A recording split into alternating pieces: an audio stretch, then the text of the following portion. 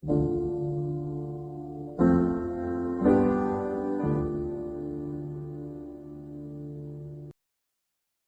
alaikum. Thank you for being here. Sabat Khala. Appreciate it. Thank you so much. How are you? अस्सलाम वालेकुम। Walaikum salam. I'm good. Thank you. मुझे शुरू करना था कि पाकिस्तान जो है वो सिर्फ 77 ईयर्स के लिए बना हुआ है। तो एक मुल्क के लिए ये पाकिस्तान का जो मुल्क है इसके लिहाज से तो ये काफी कम साल हैं, लेकिन पाकिस्तानी कल्चर जो है काफी सालों से, जैसे 100 सालों से भी ज्यादा है। आपकी पहली याददाश्त क्या है जब आपको एहसास हुआ कि ओह मैं पाकिस्तानी हूँ, ये मेरा कल्चर है पाकिस्तान का? अगर मैं अपनी चाइल्डहुड मेमोरी बताऊं मैं, तो बीइंग अ पाकिस्तानी, एक तो फर्स्ट ऑफ ऑल हम काफी छोटी उम्र में जो है ना, हम लोग की स्कूलिंग स्टार्ट हो जाती है। इन 2.5 ईयर्स ओल्ड हम लोग जो है वो स्कूल जाना शुरू हो जाते हैं। तो पहले जो हम लोग की फर्स्ट जो मेमोरी होती है ना, वो होता है हमारा नेशनल एंथम। ठीक है। नेशनल एंथम और इंट्रोड्यूसिंग द फ्लैग। और वो फ्लैग की जो एक हम लोगों को रिस्पेक्ट बताई जा रही होती है, बहुत छोटपन से यानी चाइल्डहुड से जो बताई जा रही होती है, तो वो चीज, वो अगर मैं अपने लिहाज से बताऊं, तो in the age of 4 and 5, हमारे मेरे जो अंकल थे, माय चाचू, एल्डर चाचू, तो उनकी एक हैबिट थी, वो हम लोगों को हर फेस्टिवल पे, हर इवेंट पे फ्लैग्स के साथ और उनके साथ जो है वो लेके, और पूरे जो है पाकिस्तान कराची हम लोगों को उस पे लेके जाते थे, टूर पे, कि वो हमें पूरी सिटी जो है वो घुमाते थे। और अगर 14 अगस्त है तो उसके अंदर उन्होंने जो है वो क्या लाइटनिंग हुई भी है, किस तरह पूरा शहर जो है वो डेकोरेट हुआ हुआ है, ये सब हुआ हुआ है, तो इन सारी चीजों को जो है वो हमें दिखाने के लिए लेके जाया करते थे। उसी दौरान जो है वो छोटी छोटी छोटी छोटी बातें भी हमें related to our culture, related to our Pakistani, और चूंकि वो लोग इमिग्रेंट थे इंडिया से, तो वो इस चीज को भी बताते थे, छोटे छोटे अपने जो स्टोरीज बताया करते थे। और उससे तो, मगर जो चीज मैं महसूस करती थी बीइंग अ पाकिस्तानी, वो ये महसूस करती थी कि सेफेस्ट प्लेस है। जैसे वो हमें बताया करते थे ना वहां के किस्से, कहानियां, स्टोरीज बताते थे छोटी छोटी, तो उससे मुझे ये रियलाइज होता था कि in Pakistan we are very safe being a Muslim. हम पाकिस्तान में बहुत सेफ हैं, बहुत फ्री हैं, जो चाहे कर सकते हैं, बहुत प्यारा कल्चर है हमारा। हाँ, वो कहना चाहिए मिक्स्ड कल्चर हो गया है पाकिस्तान का, क्योंकि लोग इमिग्रेंट थे इंडिया से। इंडिया का काफी ज्यादा इन्फ्लुएंस था पाकिस्तान पे, इंडियंस का। तो एक ब्रॉटअप जो है वो थोड़ा डिफरेंट था हमसे पहले वाली जनरेशन का। मगर जब हम, अगर हमारी जनरेशन की बात की जाए, तो हमें थोड़ा सा ये डिफरेंस था कि हम लोग काफी जो है वो फ्री थे, अपने रिलीजन से रिलेटेड हर चीज को एंजॉय कर सकते थे। अब बीइंग अ पाकिस्तानी, हम लोगों ने बहुत प्यारा पाकिस्तान देखा है, ऐसा नहीं है। पाकिस्तान के अंदर काफी चेंजेस आए हैं। मैं हम्म। अगर आपको कहूँ कि आप लोग जब आए हो, तो पाकिस्तान जो है वो 70 to 80% चेंज हो चुका था। जिस हद तक का प्यारा पाकिस्तान हम लोगों ने देखा है, वो क्लीनलीनेस, वो लोगों का एक दूसरे के साथ हम्बल होना, एक दूसरे को स्माइल पास करना, स्ट्रेंजर्स का भी, नो वरी, उन्हें उससे कोई फर्क नहीं पड़ता था। तो और हम छोटे छोटे जब थे, इन माय स्मॉल एजेस, किसी को इस बात की फिक्र नहीं होती थी कि अगर हम गली, हमारी स्ट्रीट होती थी ना, आपने देखा था एरिया हमारा, कि हम अगर गली में बाहर निकले हुए हैं, तो हमारी टेक केयर करने के लिए जरूरी नहीं कि हमारे पेरेंट्स ही बाहर हों, हमारे नेबर्स हैं, उनके जो है ग्रैंड पेरेंट्स हैं, हमारी फ्रेंड्स हैं उनके ग्रैंड पेरेंट्स हैं, हम सब जो है हम लोगों की सिक्योरिटी की रिस्पॉन्सिबिलिटी वो लोग खुद उठा लिया करते थे। किसी को कहने की जरूरत नहीं पड़ती थी कभी भी कि कोई आके ये कहे कि प्लीज इनका ख्याल रख लीजिएगा, और इस बात पे कोई बुरा मान रहा होगा या कोई और, कुछ नहीं। तो ऐसे जो फ्रीडम वाली लाइफ है ना, वो हम लोगों ने जी है स्टार्टिंग में। अगर मेरी फर्स्ट मेमोरी की बात करें तो इतनी ज्यादा सुकून की जिंदगी कि पाकिस्तान, पाकिस्तान, यानी वो पाकिस्तान देखा है हमने, प्योर, जी। क्लीन, साफ। तो इन द एज ऑफ 5 मेरी फर्स्ट मेमोरी यही थी कि मैं झंडा लेके, यानी हमारा नेशनल फ्लैग लेके अपने चाचू की गोद में जा रही थी बाइक पे, और जोर से कहीं पीछे नेशनल एंथम बज रहा था, और मेरे चाचू जो है जोर जोर से वो नेशनल एंथम पढ़ रहे थे, और मुझसे भी कह रहे थे तुम भी साथ साथ पढ़ो, और कह रहे थे खुशी हो रही है, आर यू हैप्पी और नॉट। तो वो बस मुझसे हर थोड़ी देर पे यही सवाल कर रहे थे, आर यू हैप्पी और नॉट, आर यू हैप्पी और नॉट। तो हम यही रिप्लाई करते, तो obvious सी बात है छोटे थे तो इस चीज को काफी इंजॉय करते थे। और हाँ। कल्चरल, सॉरी मैंने शायद ज्यादा एग्जैगरेट ना कर रही हूँ नहीं, बात इट्स को, इट्स फाइन, सही है। मगर कल्चरल, कल्चर के हिसाब से अगर आप पूछो तो I like my culture so much. कुछ हैं, 50% अगर मैं कहूँगी कि बहुत अच्छी चीजें हैं, गुड थिंग्स हैं, तो कुछ बैड और वर्स भी हैं। मगर ज्यादा अच्छी चीजें ये हैं कि हम काफी हद तक इस्लाम को फॉलो करने की कोशिश करते हैं। तो हमारे यहाँ ग्रीट करना एक दूसरे को, और एक दूसरे के घर आना जाना करना, या बिला वजह किसी किस्म की कोई वो नहीं होती ना, रिस्ट्रिक्शंस हमारे यहाँ। तो हम लोग जो है इस चीज को काफी इंजॉय करते थे। हम लोग को पता भी नहीं चलता था कि, अच्छा जैसे लोग कहते हैं ना कि ये हमारे सेकंड कजन्स हैं, ये हमारे फर्स्ट कजन्स हैं, हम लोगों को ये चीज पता ही नहीं, लिटरली। ये हम लोगों को जब हम बड़े हो गए, अडल्ट हो गए कि हाँ, तो उसके बाद रियलाइज करते थे यार इनसे तो हम इतने क्लोज हैं, ये बाबा के या मम्मा के सेकंड कजन्स हैं, ये उनके वो हैं। तो इस तरह की जो एक अटैचमेंट होती है किसी से, हम्बलनेस, वो सब जो है, हैप्पीनेस, वो हम लोग को ने बहुत, मुझे बहुत पसंद है अपने पाकिस्तान की। एक हमारा जो है, मुझे ड्रेस कोड बहुत पसंद है अपने यहाँ का। हर हर मुल्क का एक अपना अपना ड्रेस कोड होता है, मगर मुझे अपने यहाँ का ड्रेस कोड बहुत पसंद है, शलवार कमीज दुपट्टा, उस चीज को, उसे मैं बहुत एंजॉय करती हूँ। ये सिर्फ मैं अपना परसेप्शन बता रही हूँ, अपना पॉइंट ऑफ व्यू बता रही हूँ कल्चर के हिसाब से। और और क्या बताऊँ मैं आपको इससे रिलेटेड हमारे कल्चर से रिलेटेड, हमारे कल्चर में एक चीज जो मुझे बहुत ज्यादा वो करती है, पसंद है, वो एक ये है कि हमारे यहाँ बड़ों का वो जो है ना, वो अपर हैंड दिया गया है। इक्वालिटी है, ऐसी बात नहीं है, थोड़ा सा चेंज आया है, ऑब्वियस सी बात है, जनरेशन टू जनरेशन चेंजेस आते हैं, मगर हमारे यहाँ अपर हैंड जो है वो बड़ों को दिया जाता है। तो हमें फ्रीडम के साथ जो है वो, हाँ, मतलब हमें भी फ्रीडम हासिल हो कि हम अपना पॉइंट ऑफ व्यू रख सकते हैं। ये मैं अपनी फैमिली से रिलेटेड बता रही हूँ सारी।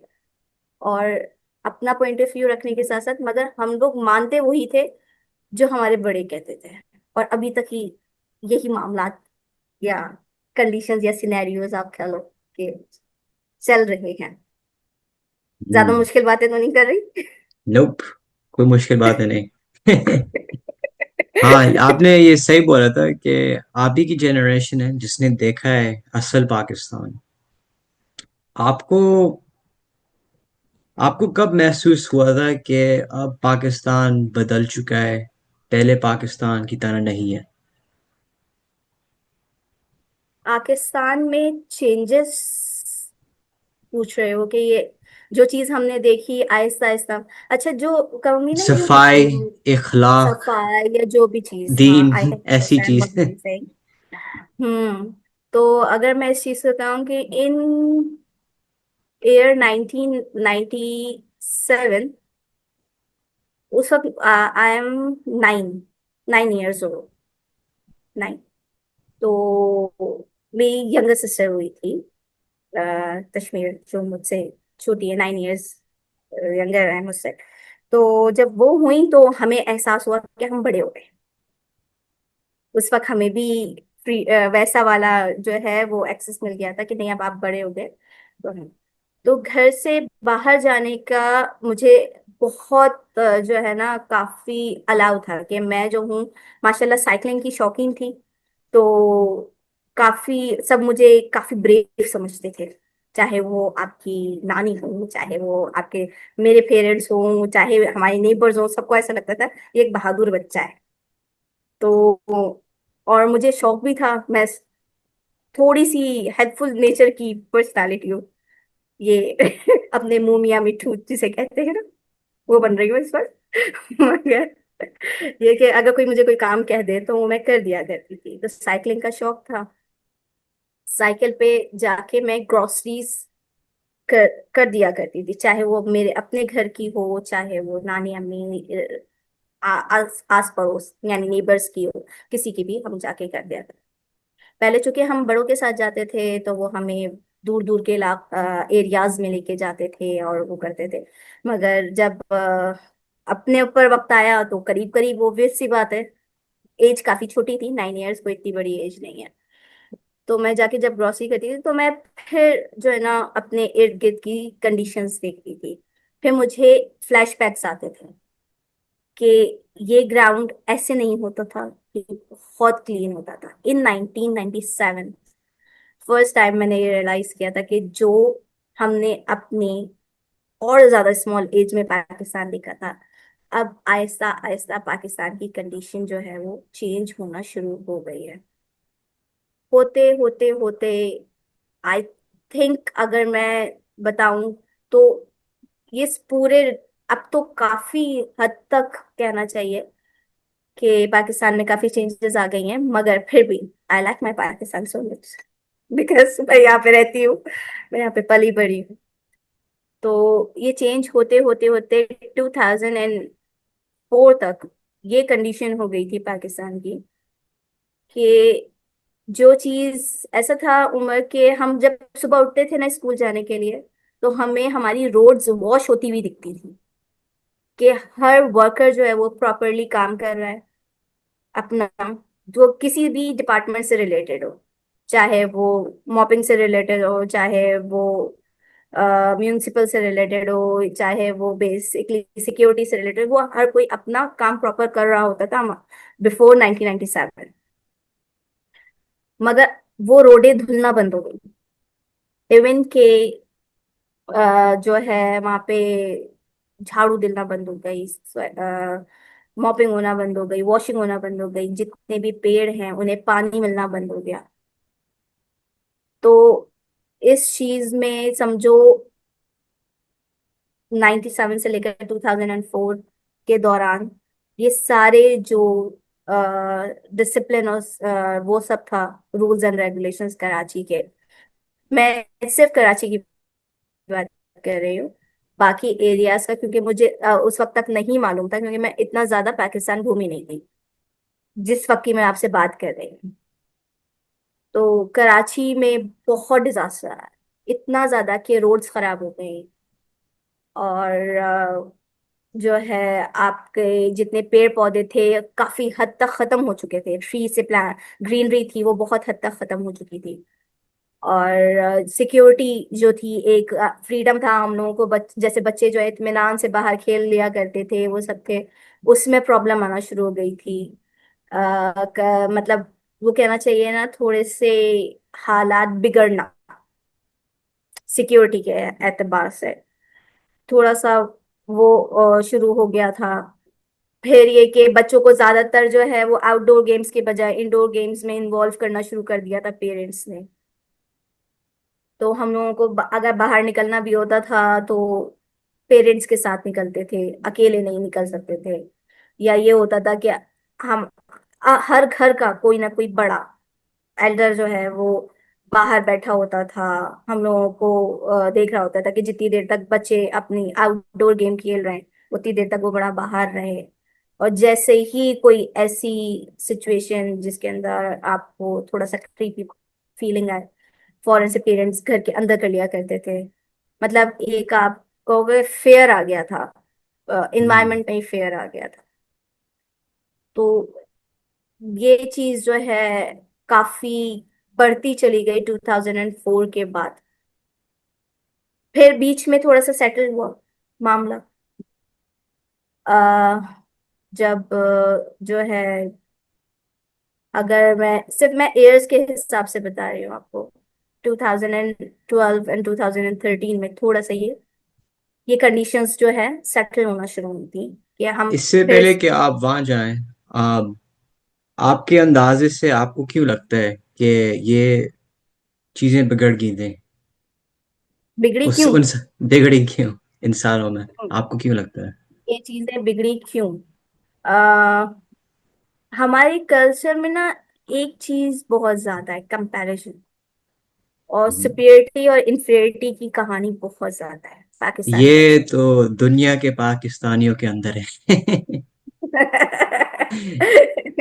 मगर ये बिल्ट इन आया ना, जी जितने भी जी। इमिग्रेंट थे ना उनके अंदर बिल्ट इन आया था यहाँ पे कि अपर अपर हैंड रखना है।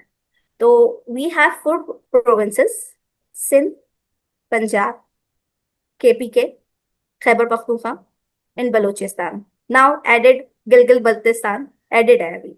अभी कहीं वो एडेड है, कहीं वो सब्ट्रैक्टेड है।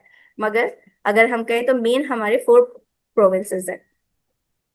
तो उन्हें जो है ना जो डिस्ट्रीब्यूट कर दिया गया कि सिंध के लोग सिंधी कहलाने लगे, पंजाब के लोग पंजाबी, बलूचिस्तान के बलोची, और केपी के खैबर पख्तूनख्वा, जिसका पहले नाम सरहद था अब खैबर पख्तूनख्वा हो गया। तो वहां के लोग पठान कहलाने लगे।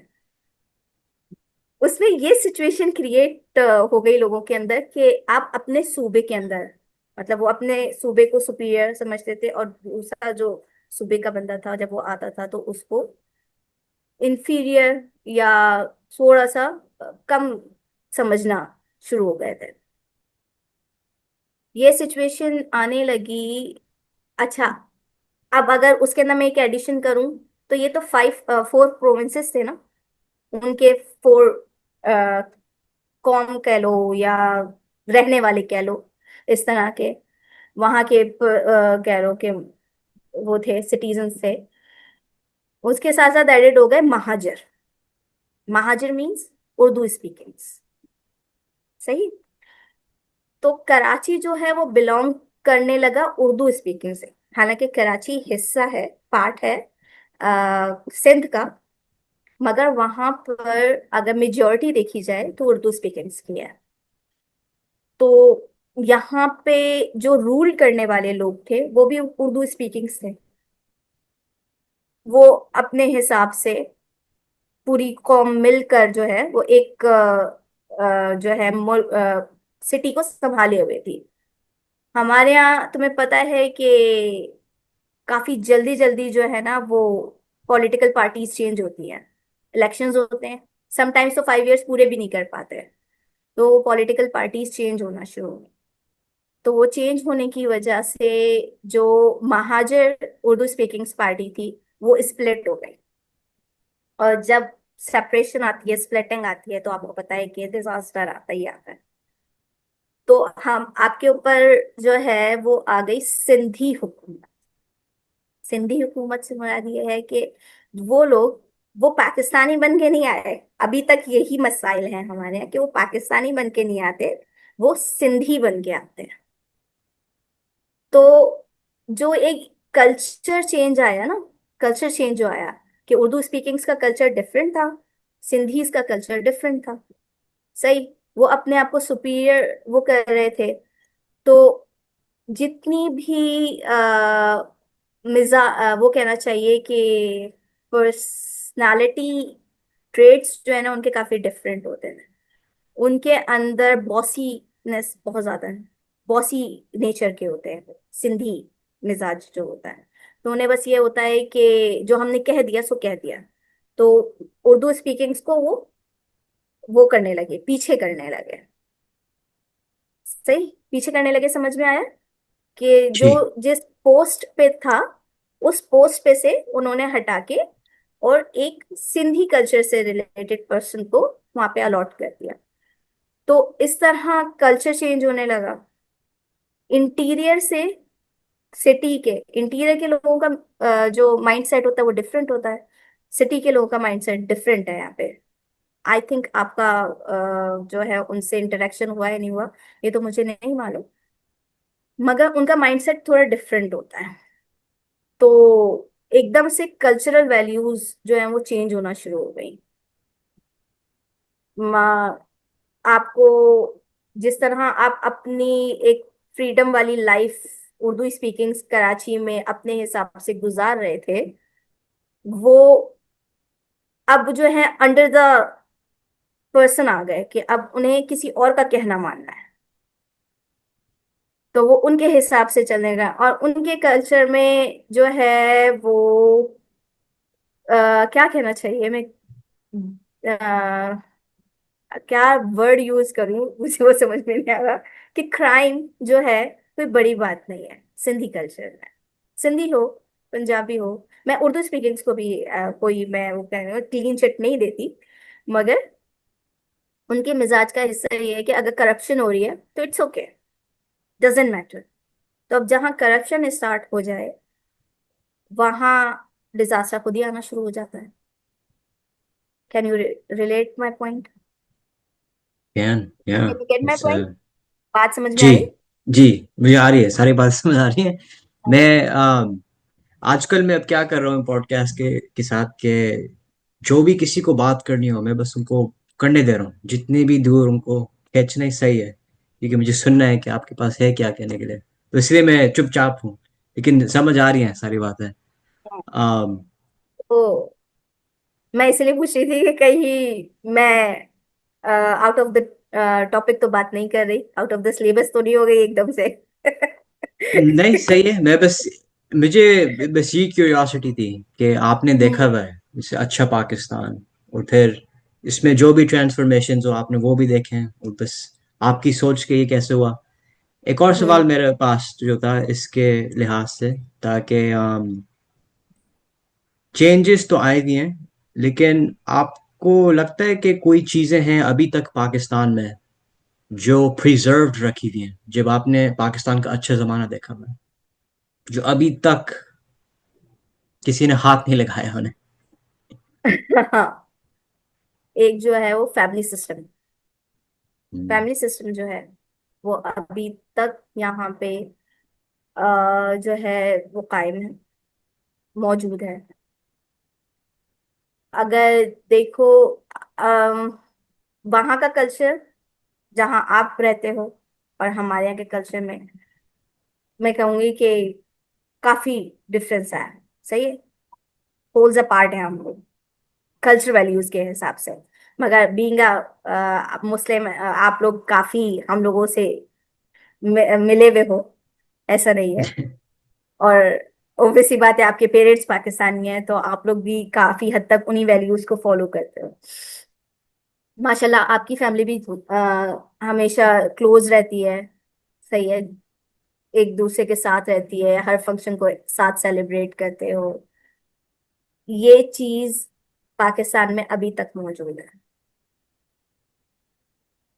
दूसरा, पाकिस्तान में एक चीज जो और मुझे महसूस होती है कि वो अभी तक खत्म नहीं हुई है, वो ये है कि किसी भी स्ट्रेंजर की हेल्प करना, वो अभी तक खत्म नहीं। हम्म।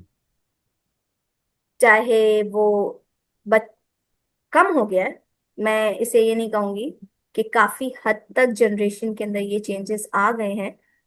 कि वरना हम लोग का जो नेचर था ना उमर, वो ये था कि हमने अगर किसी बुजुर्ग को, एल्डर को जाते हुए देखना, जो हमारी ग्रैनी के एज की हो या हम ग्रैंडपा के एज के हों, तो हम फौरन से उनके पास जाते थे, अगर उनके हाथ में कोई सामान है, बिलोंगिंग्स उनकी, तो हम वो उनके हाथ से ले लिया करते थे और उनके घर तक पहुंचाते थे।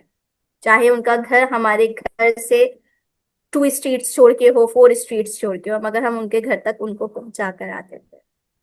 ये चीज अभी भी है। 35 to 45% कहूंगी कि है। मगर अब चूंकि इतना ज्यादा यहाँ पे फेयर बढ़ गया है ना, तो लोग खुद ही अपने बच्चों को या छोटों को या बड़ों को कह कर रखते हैं कि बेटा किसी स्ट्रेंजर से बात नहीं करना, किसी से वो नहीं करना।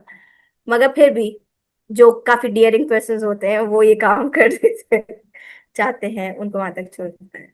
मतलब फैमिली वैल्यूज बहुत ज्यादा यहाँ पे अभी तक कायम है, कि जॉइंट फैमिली सिस्टम अभी तक यहाँ पे खत्म नहीं हुआ, वो है शुरू से। और मे बी कि ये खत्म होगा भी नहीं, कि जॉइंट फैमिली सिस्टम यहाँ पे खत्म हो, क्योंकि ये जो है ना पूरे पाकिस्तान में रचा बसा है। मगर अगर देखा जाए तो इसका मतलब क्या है, रचा जॉइंट फैमिली बसा? सिस्टम, रचा बसा, रचा बसा का मतलब ये बिल्ट इन है। हम्म। सही है।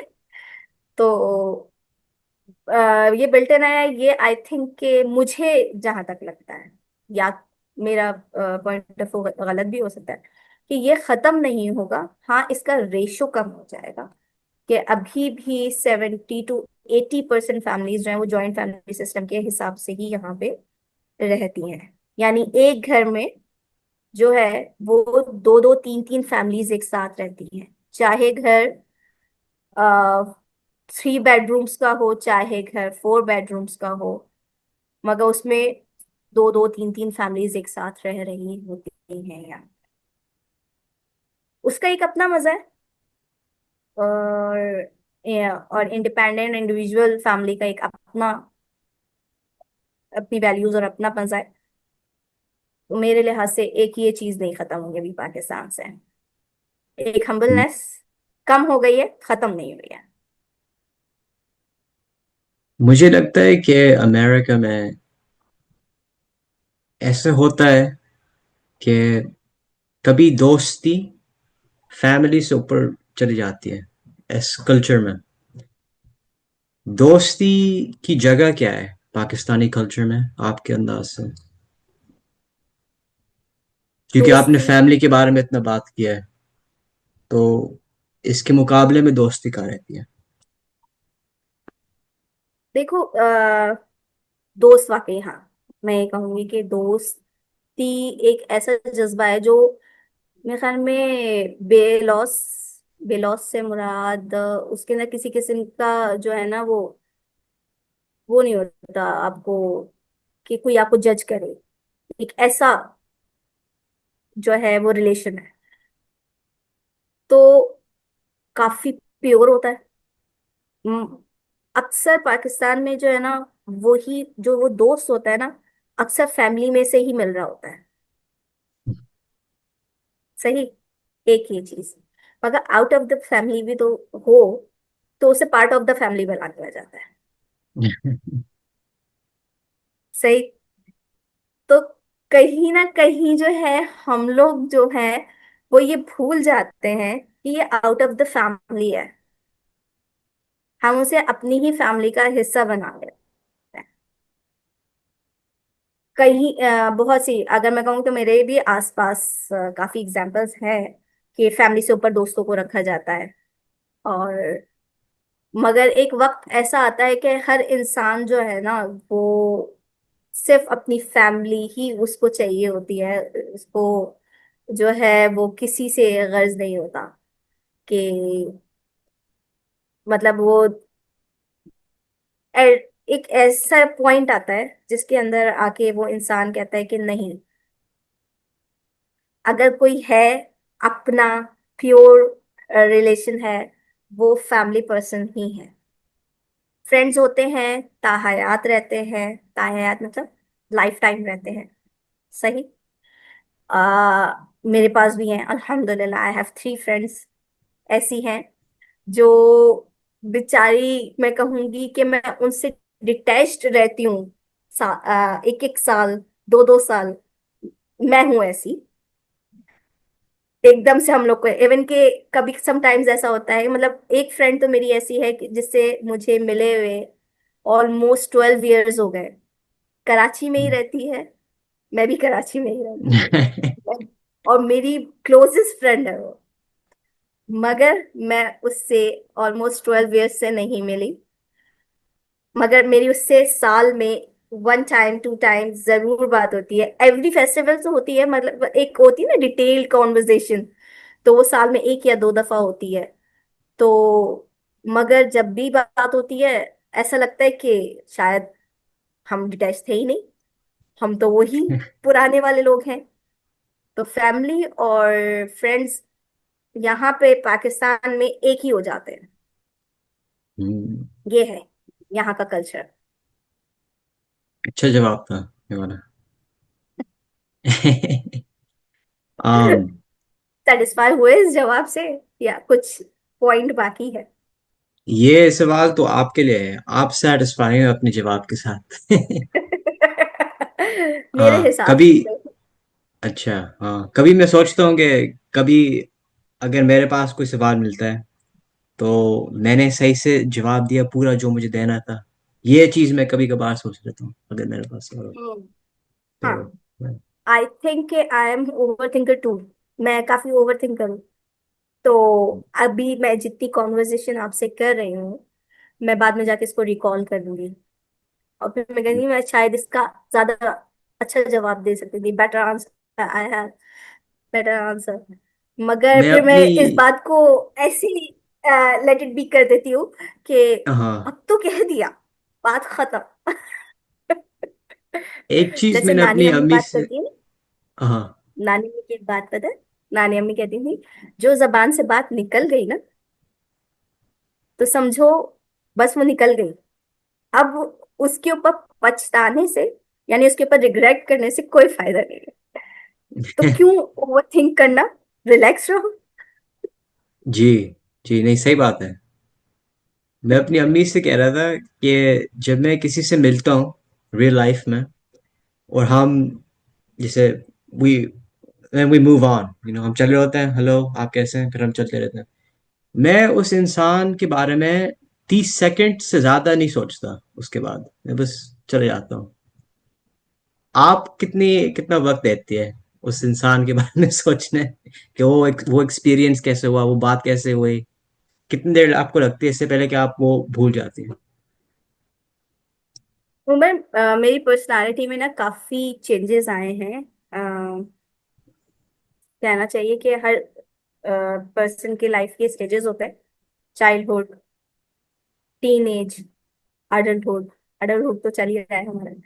मगर ये कि अगर तुम मुझसे मेरे चाइल्डहुड की बात करोगे ना, तो मैं एक वैसी बंदी थी कि गो विद द फ्लो वाली, क्या कि मतलब? जो हो रहा है, जो हो रहा है सो हो रहा है। बराबर में से कोई गुजर गया, उसने मुस्कुराकर आपको देख लिया, आपने मुस्कुराकर बात कर ली, फिर मुझे नहीं याद रहेगा कि वो पर्सन हम्म, कौन था। ये चाइल्डहुड की बात करें। जब मैं अपनी टीन्स में आई, तो मैं ओवर थिंकर हो गई। टीन्स से लेकर इन माय ट्वेंटीज तक मैं ओवर थिंकर हो गई, इस हद तक कि ये चीज ग्रेजुअली बढ़ी, कि अगर मैं किसी पर्सन से मिली हूं ना, तो मुझे याद रहेगा कि मैं इस बंदे से मिली हूँ, इसने मुझे क्या रिस्पॉन्स दिया, इसने मुझसे ऐसे क्यों बात की। मगर मैं जो हूँ, क्या पर्सनालिटी है मेरी, शायद कि मैं डिस्क्राइब ना कर पाऊँ। मैं इतना ज्यादा एक्सप्रेस नहीं करती थी अपनी चीजों। आज तक भी मेरा यही है कि मैं अपनी चीजें एक्सप्रेस नहीं कर सकती इतना क्लियरली जितना सामने वाला चाहता है, या बाकी लोग करते हैं। सबको ऐसा लगता है मैं काफी सोशल हूँ, मगर I am not a social person. it surprises बचपन में me हुआ too. करती थी।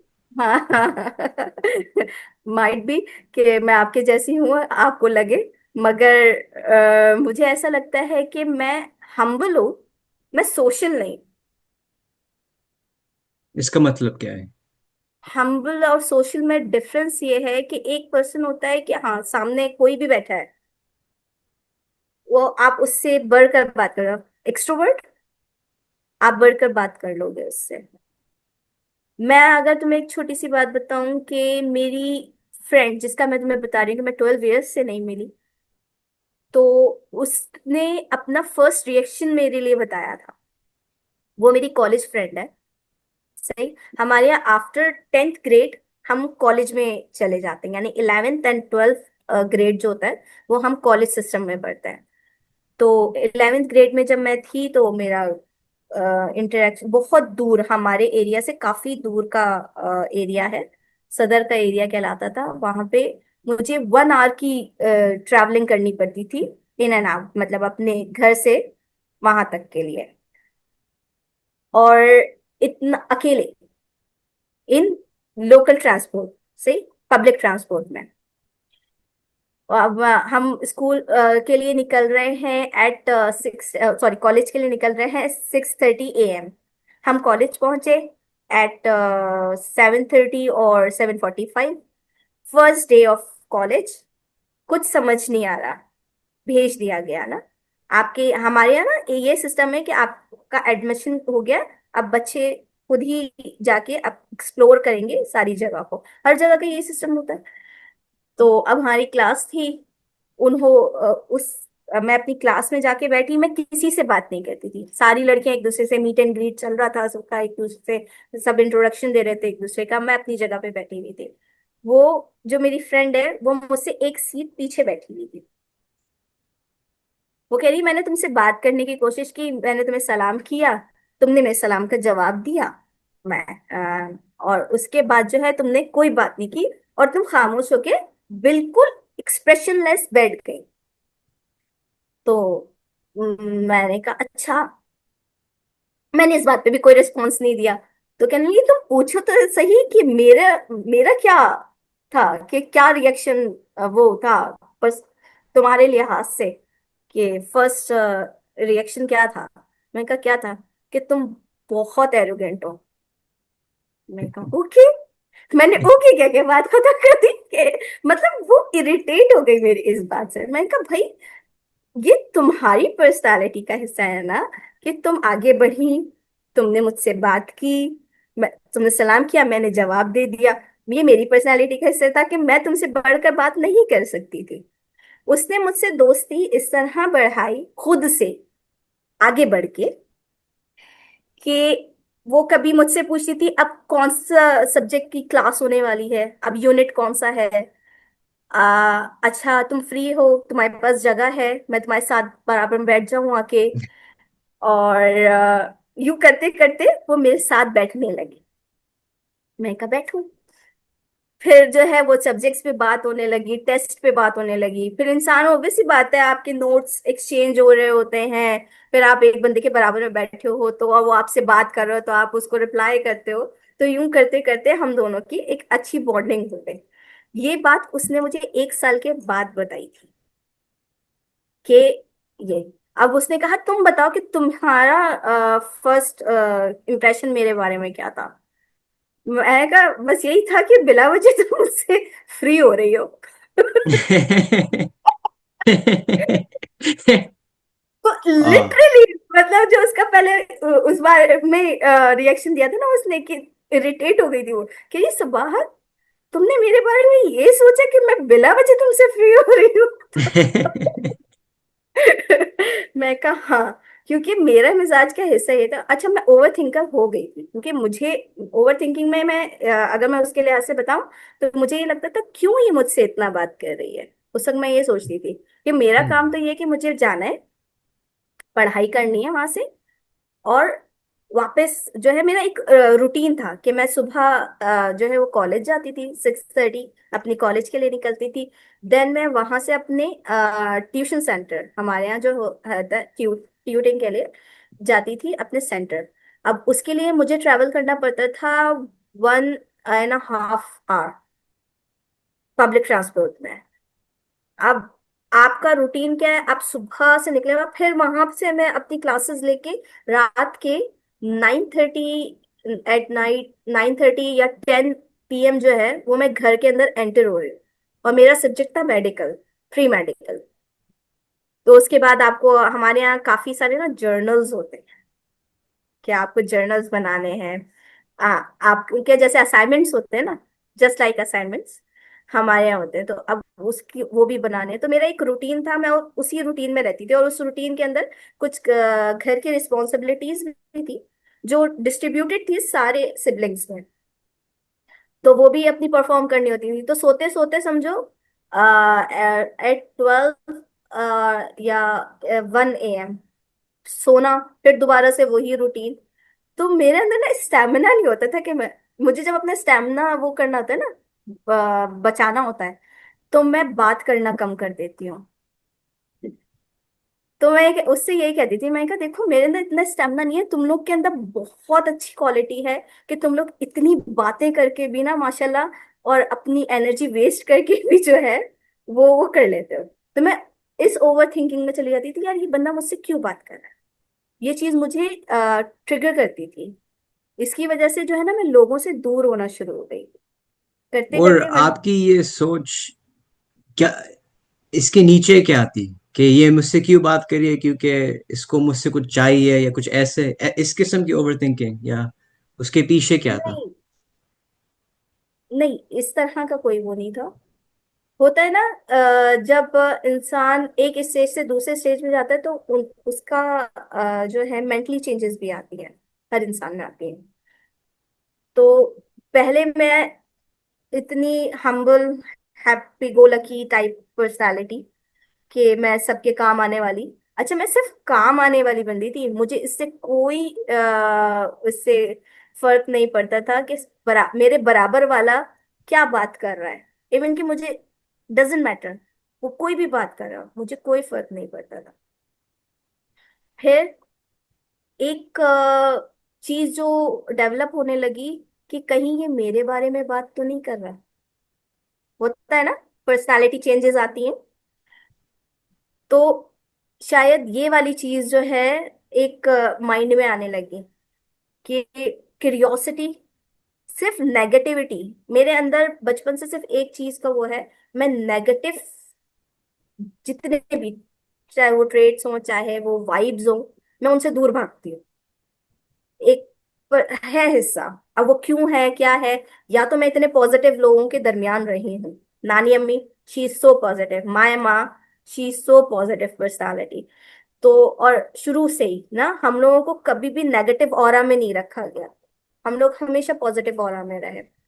और चाहे वो हमारी कजिन्स हो, आपकी मदर हो, उनकी सिबलिंग्स हो, अर्षा जी, बेबिया जी, जो भी लोग हैं, मेरे सिबलिंग्स हो, सब जो है वो काफी पॉजिटिव पर्सनालिटीज थे।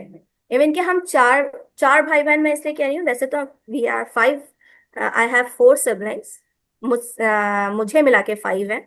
अ, मगर चार की बात मैं इसलिए कर रही हूँ कि हम कश्मीर में, जो मेरी यंगर सिस्टर है, उसमें और मुझ में 9 इयर्स का डिफरेंस है।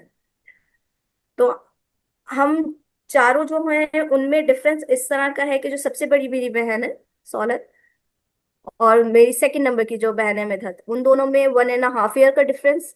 Then my brother, 2 year difference. Then my brother and me, हम दोनों के दरमियान 2 इयर्स का डिफरेंस है। तो हम लोग समझो एक तरह से फ्रेंड्स ही थे एक दूसरे के। तो कभी कभार जैसे हम लोग के सिबलिंग्स में हो जाती है, थोड़े से आर्ग्यूमेंट्स हो जाते हैं, स्मॉल स्मॉल फाइट्स हो जाती हैं। अब मैं उसके अंदर वो नहीं कहूंगी कि हाथ पैर चल रहे थे, वैसी वाली फाइट्स कभी नहीं हुई हमारी लाइफ में अल्हम्दुलिल्लाह। मगर ये है कि छोटे मोटे आर्ग्यूमेंट्स के, मम्मा इसने मेरा टॉय ले लिया, या मम्मा ये देखिए क्या कर रहे हैं, या वो। मेरी तो बिरयानी खा गई। हमारी हाँ, मम्मा पापा हमें यही रिस्पॉन्स देते थे कि आप, ये आप दोनों का मसला है, अगर आप दोनों की नहीं बन रही, if you are not comfortable with each other, तो सेपरेट हो जाओ 5 मिनट्स के लिए। वो 5 मिनट्स हम लोग को पनिशमेंट लगते थे कि हम अपने सिबलिंग से 5 मिनट्स के लिए दूर भेजे गए। वो 1 मिनट ही होता था, हम फिर दोबारा से एक साथ हो जाते थे। तो हम इस ऑरा में रहें, इस पॉजिटिव ऑरा में रहें। तो जब मैं कहीं पे भी कोई नेगेटिव वाइब फील करती थी ना, तो मैं उससे बचने की कोशिश किया करती थी शुरू से।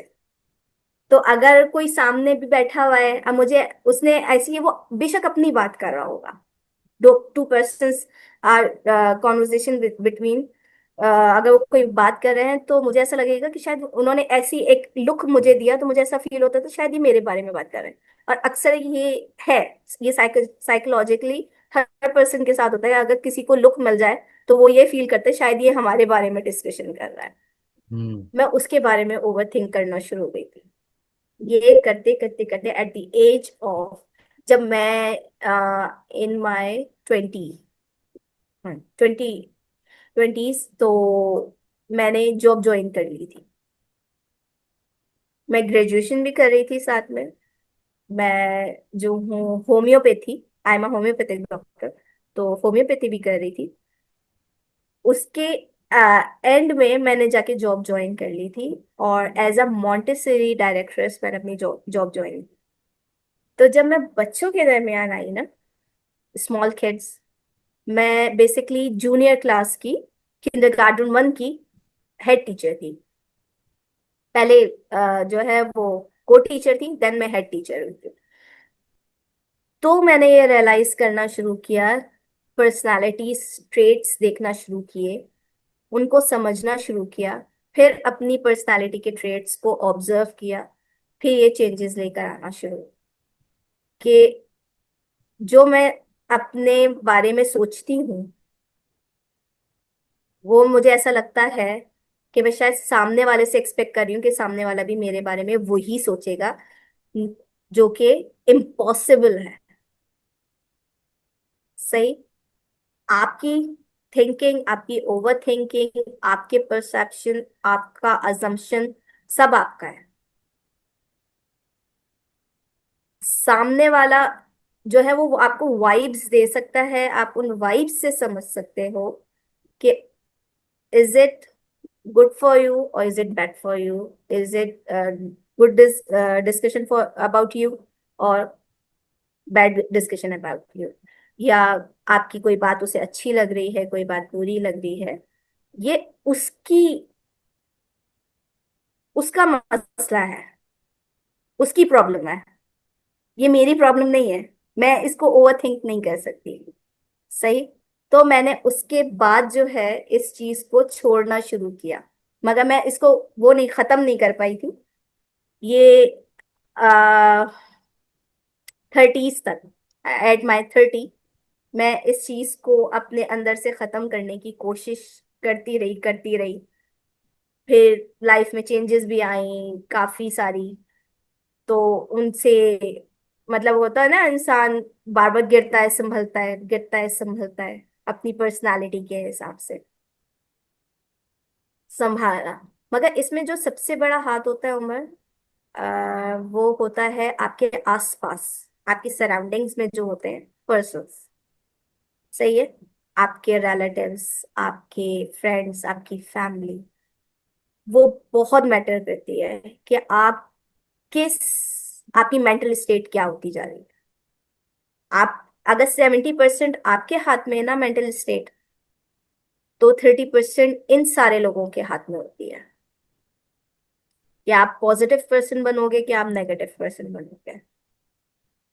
चाहे आप कितनी भी मुश्किल दौर से गुजर रहे हो, या आप कितने भी अच्छे उसमें गुजर रहे हो, आपको बेसिकली आपका अच्छा और अच्छा वक्त, यानी गुड टाइम, और आपका बैड टाइम, दोनों जो है ना वो आपकी सराउंडिंग्स पे डिपेंड करता है कि आपको इसमें से क्या जो है वो अपने पास रखना है, और क्या चीज आपको निकाल के फेंक देनी है।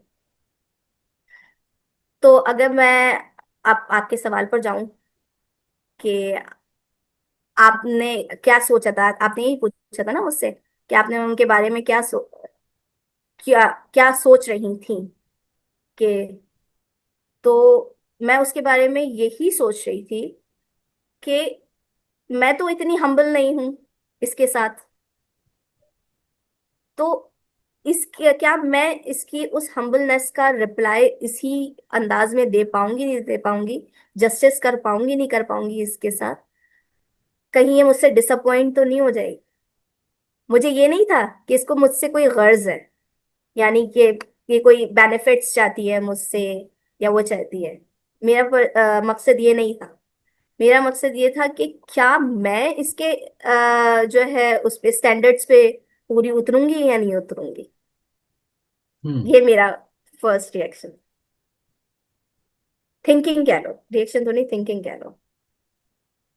ये इंग्लिश में मैंने एक सुना था, वीडियो गेम में से। उसमें कहता है कि um, उसने कुछ ऐसे बोला था कि sometimes we don't ask forgiveness because we don't think we're worthy of it, or something like that. We're unworthy of it. तो जो आपने मुझसे ये भी शेयर किया है, वो उसने मुझे इसके बारे में याद दिलाया कि हो सकता है कि जिस तरीके से आप किसी से इंटरेक्ट करो, बस ये है कि आप सोच रहे हैं कि आप उस दूसरे इंसान को रिटर्न कर पाएंगे, ऐसी चीजें, कुछ ऐसे। मैं उसके साथ इंटरेक्ट कर पाऊंगी या नहीं। हाँ, उस अंदाज से। हम्म। उस अंदाज हम्म। से आपने सही समझा मेरी बात को। तो हाँ, ये बात थी कि इंटरेक्शन जो है वो वाकई गिव एंड टेक सिस्टम है। सामने वाला के आप जैसा रिस्पॉन्स दोगे, वो आपको वापस वैसे ही रिस्पॉन्स सामने वाला भी चाहता है। अगर मैं आपसे रूडली बात करूंगी तो आप दोबारा नहीं चाहोगे कि मैं आप मुझसे बात।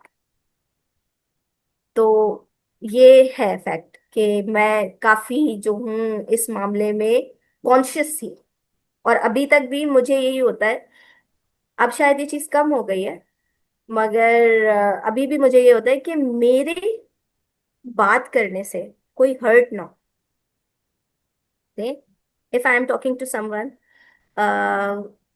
तो मैं कोई ऐसी बात न कर दूं जो उसको जाके बुरी लग जाए। तो मैं काफी संभल के बात कर।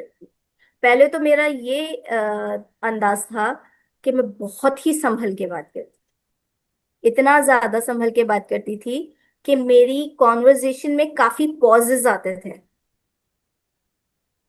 और ये अच्छी बात है। तो है ये इतना अच्छी ज्यादा बात है। संभल, ये अच्छी बात है। पॉजेस। मगर हाँ। आप इसको। इरिटेटिंग लगता था लोगों को। वो कहते हम्म। थे बात को जल्दी खत्म करो। हाँ। और मुझे ऐसा लगता था कि अगर मैं संभल कर बात करूंगी तो शायद कि वो एग्जैक्जरेट हो जाती थी ना बात। हाँ। सही है। तो कॉन्वर्जेशन को खत्म करने के लिए कि भाई तुम्हें करनी है, एक एक पॉइंट रखना है अपना, बस उसको रखो और आगे बढ़ो। तो मैंने शायद उस चीज को थोड़ा सा समअप करना शुरू किया है, और जो है वो अपनी बातों को शॉर्ट करना शुरू किया है। हाँ, मुझे भी मैं किसी से, अपने एक दोस्त से बाहर, I was talking to a friend about this recently, and I was telling him that sometimes, even on the podcast, I might have something to say, but when I notice how the person is reacting to me, when I'm speaking, maybe they'll just look around and, yeah, yeah, yeah, or that they're not really paying attention. And when I notice those little things, I just quickly stop saying what I have to say. I cut it short because I feel like, oh, well, they're not even really paying attention.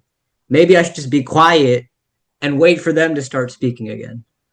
तो मुझे समझ है कि आप क्या कह रही हैं। हाँ, वही बात है ना कि वो गिव एंड टेक प्रोसेस है ना ये एक, कि अगर सामने वाला आपको रिएक्शन जैसा देगा, आप फिर वैसे ही उसको कम बैक भी दोगे कि हाँ, आउट बैक भी दोगे कि लो।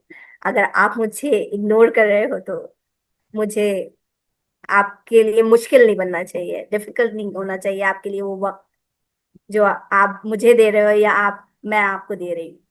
लेकिन आपकी कहानी में मुझे ये बात समझ नहीं आई, क्योंकि अगर आप ये कह रही हैं, तो अगर आपकी दोस्त आपसे इतना फ्री होने की कोशिश कर रही थी, तो आपने वो वापस क्यों नहीं दिया? आपने रिजर्वेशन क्यों रखी?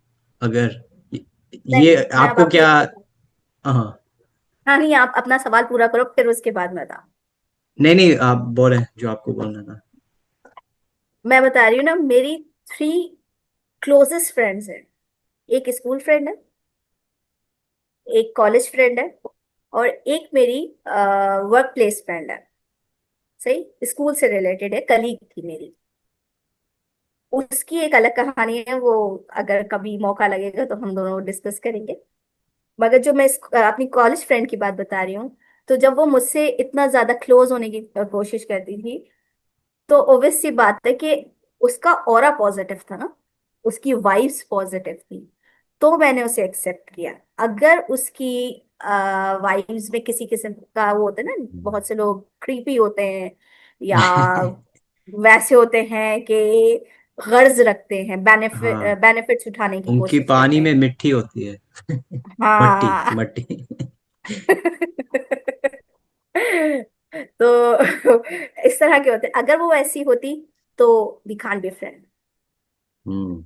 राइट। तो आप इसलिए रिजर्व थी क्योंकि आप मुझे अभी तक पर्सनालिटी ऑब्जर्व को करी जज थी। करने में टाइम लगता है। मैं हम्म, ओके। जजमेंटल पर्सन नहीं हूँ। मगर ऑब्वियस सी बात है, हर कोई अपने साथ अच्छे लोगों का साथ रखना चाहता है ना, कि आपके फ्रेंड्स हम्म। अच्छे हों, तो आप भी एक अच्छी पर्सनालिटी ग्रो करते हो, या वो करते हो, बिल्ड करते हो अपने अंदर। तो मैं काफी सिलेक्टिव लोगों के साथ, अगर मैं अपना वो बताऊं, तो मैं तकरीबन, अगर स्कूल में, तो हम लोग का 6 to 7 गर्ल्स का एक ग्रुप था।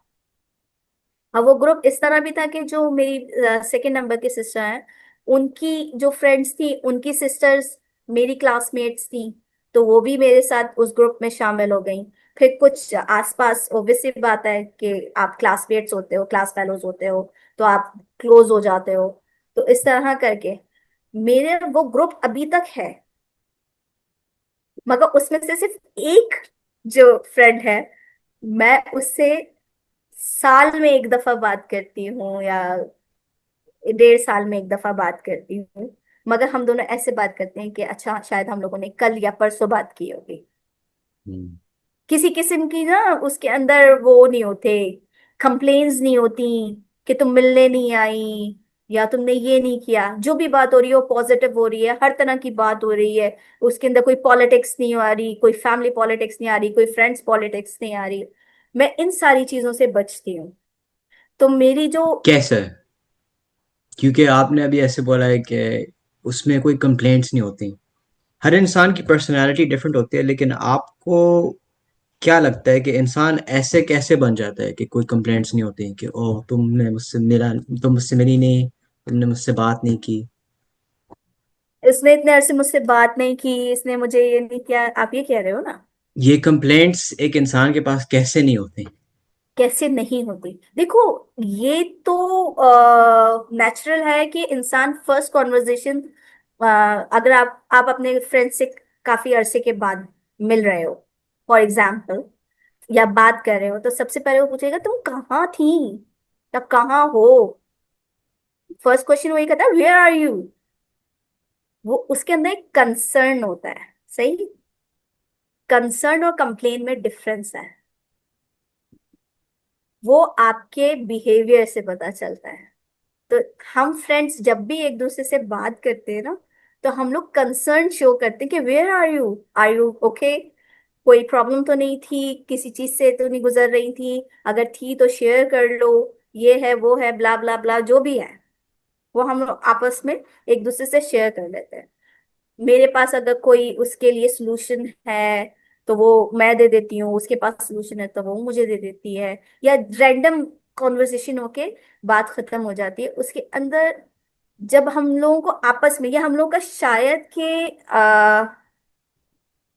अनइंटेंशनल वो कहना चाहिए बॉन्ड है एक दूसरे से, शायद वो बॉन्ड कहते हैं ना, कि कॉन्ट्रैक्ट है, अनइंटेंशनल कॉन्ट्रैक्ट है, कि हम लोग जो है ना एक दूसरे को नेगेटिव वाइब्स नहीं देंगे।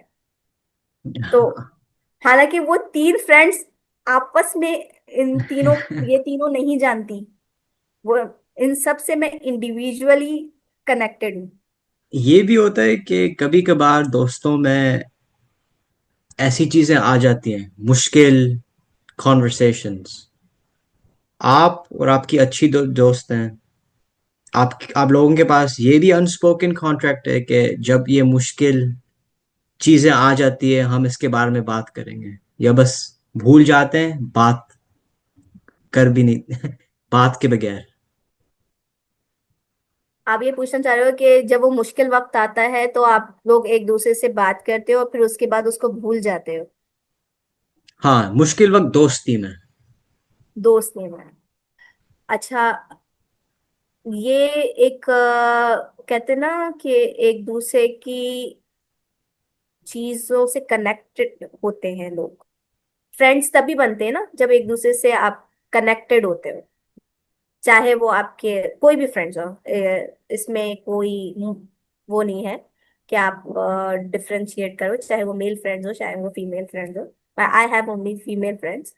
मगर इंटरेक्शन जो है, कनेक्शन जो है वो इस तरह का है कि एक आपको ना रिकॉलिंग होने लगती है, यार बहुत दिन हो गए मैंने अपनी फ्रेंड से बात नहीं, उस फ्रेंड से बात नहीं, खैरियत है, वो है। तो आप फौरन से मैं फोन उठाती हूँ, उसे एक मैसेज करती हूँ, अस्सलाम वालेकुम, how are you, where are you okay और नॉट, और वो सब करके, और if you have time please call me और मैसेज मी, यूं करके हम छोड़ देते हैं। उसके बाद हम ये नहीं सोचते, चाहे मैं सबकी, हम चारों की बता रही हूँ, हालांकि मैं इंडिविजुअली कनेक्टेड हूँ ना तीनों से, कि मैं अपनी स्कूल फ्रेंड से सिर्फ मेरा ताल्लुक है, मेरी कॉलेज फ्रेंड और मेरी कलीग फ्रेंड से, उसका वर्क प्लेस फ्रेंड से कोई उसका वास्ता नहीं है, इंटरेक्शन नहीं है। मगर मैंने मैसेज छोड़ दिया। अब वो मैसेज, क्योंकि वो भी बिजी होती है अपनी लाइफ में माशाल्लाह, जो स्कूल फ्रेंड है she has I think 3 children, and जो वर्क प्लेस फ्रेंड है शी हैज 1 डॉटर, और जो कॉलेज फ्रेंड है वो मेरी तरह ही है। वो भी अपनी फैमिली के साथ है, मैं भी अपनी फैमिली के साथ। तो हम मैंने मैसेज छोड़ दिया। अब वो मेरा मैसेज 3 दिन के बाद देखे, आफ्टर 2 डेज देखे, आफ्टर 1 डे देखे, आफ्टर फ्यू आवर्स देखे, डजेंट मैटर। मैं इस चीज के लिए ओवर थिंक नहीं करने बैठ जाती कि उसने मेरा मैसेज क्यों नहीं देखा, उसने मेरे मैसेज का रिप्लाई क्यों नहीं करा, why she is not replying my message. तो हाँ। ये शायद कि हम लोगों की पर्सनालिटी ट्रेट्स एक दूसरे से मैच करती हैं, तो हम्म। हम इस चीज को जो है ना वो दिल में नहीं रखते। तो इसलिए हम लोग की फ्रेंडशिप अच्छी भी है, काफी स्ट्रांग भी है, और पॉजिटिव भी है, कि फर्क नहीं पड़ता कि हम ये सोचने बैठ जाए कि उसने नहीं किया तो अब हम उसका जो है ना वो रिवेंज लेने के लिए बैठ जाए। कि अब जो है, या। इसने मेरे साथ ऐसा किया है तो then I will do with her same. ये नहीं करते हम। What is something about yourself that you wish more people knew? Sorry. What is something about yourself that you wish more people knew? People do. Knew, knew. आपके बारे में क्या एक चीज है जो आप सोचते हैं कि यार काश और लोगों को ये पता होता मेरे बारे में? काश लोग समझते मेरे मेरे बारे में, मेरी पर्सन, मेरे हिसाब से मतलब मेरे अंदर ये चीज मौजूद है, लोग समझें इस बात को। आ, कुछ ऐसे। हम्म।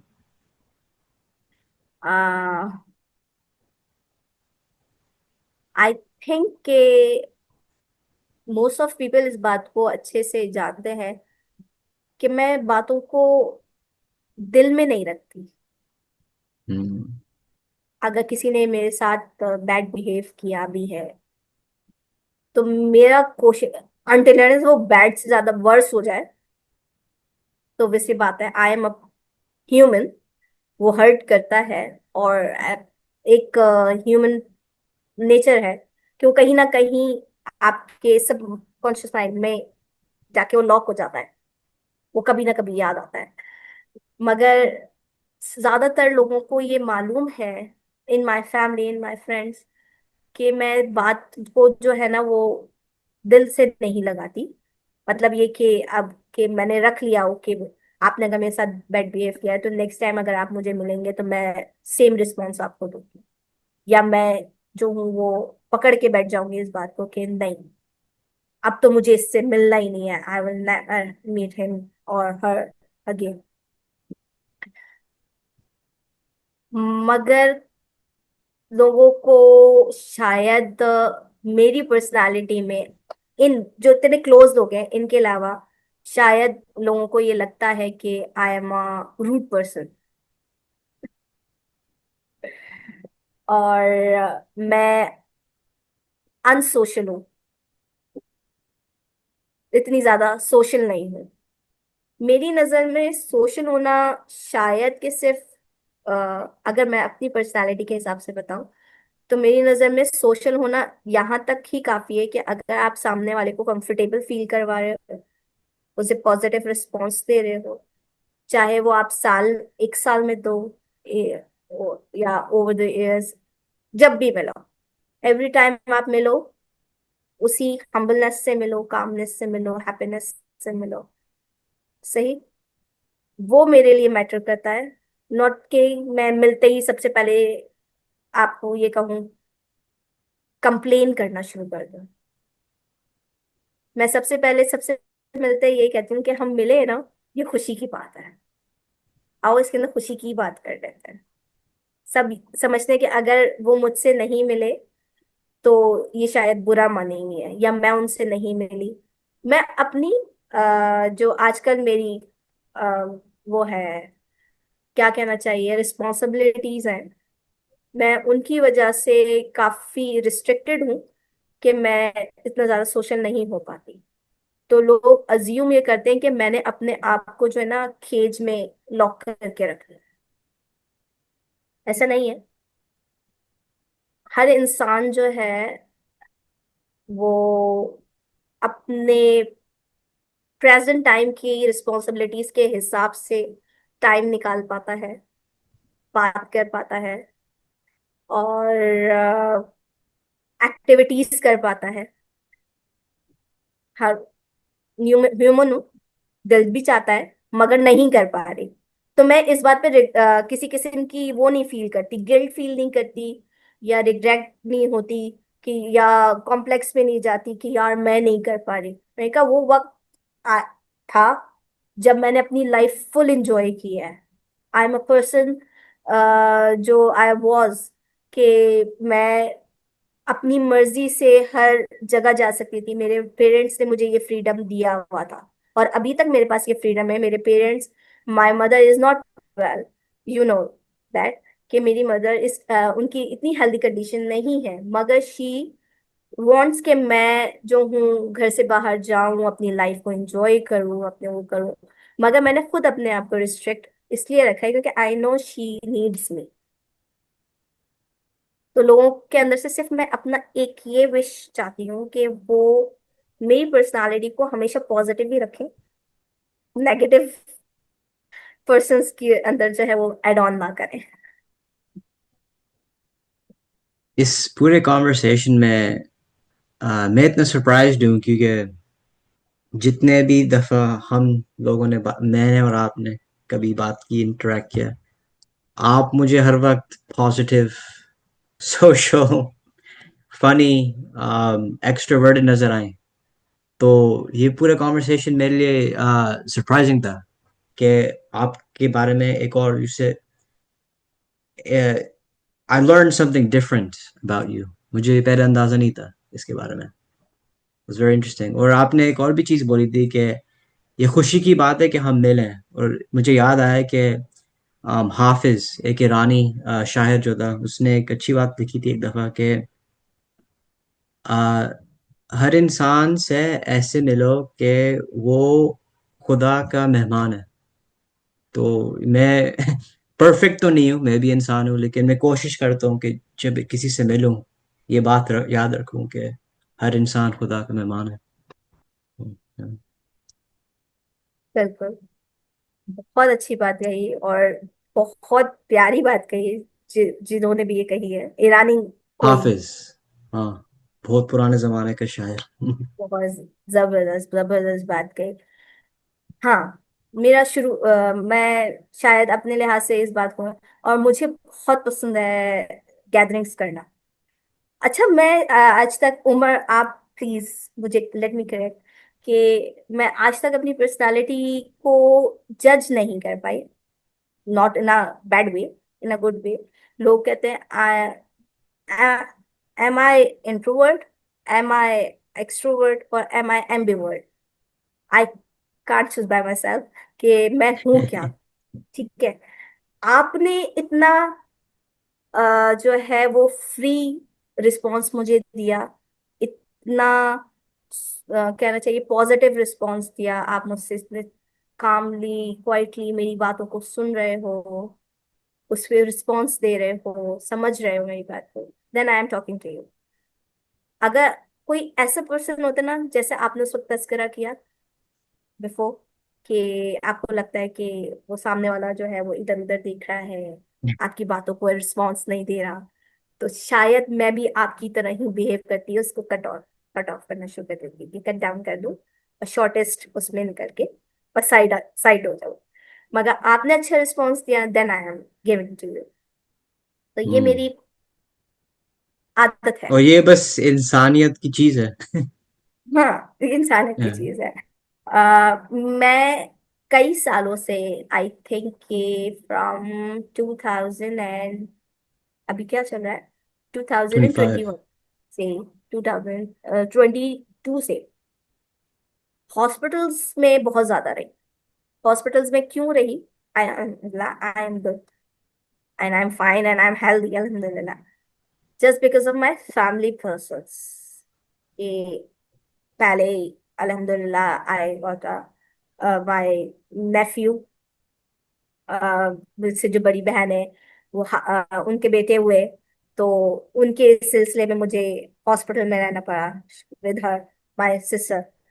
देन माय मदर जो है उनको ब्रेन हेमरेज हुआ, और तो उनके साथ मुझे हॉस्पिटल में रहना पड़ा। Then several things come to in my life from, तो जो है मैंने वहां पे बहुत सारी चीजें एक्सपीरियंस की और बहुत सारी चीजों पे शुक्र अदा किया।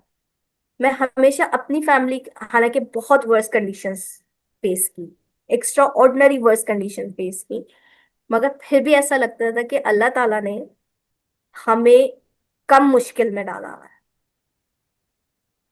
जो मैं सामने लोगों को देखती थी ना उमर, वो ज्यादा मुश्किल में होते थे।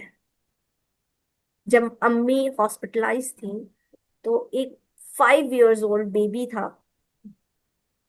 उसको भी ब्रेन हेमरेज हुआ था, उसके क्लॉट हो गया था ब्रेन में, और डॉक्टर्स ने जो है वो हैंड्स अप कर लिए थे कि सॉरी, वी कांट ट्रीट, अब हमारे पास कोई सोल्यूशन नहीं है इस बच्चे के लिए, अब अल्लाह ताला है, इसकी लाइफ है तो है, नहीं है तो आप लोग बस सब्र शुक्र से रहिएगा।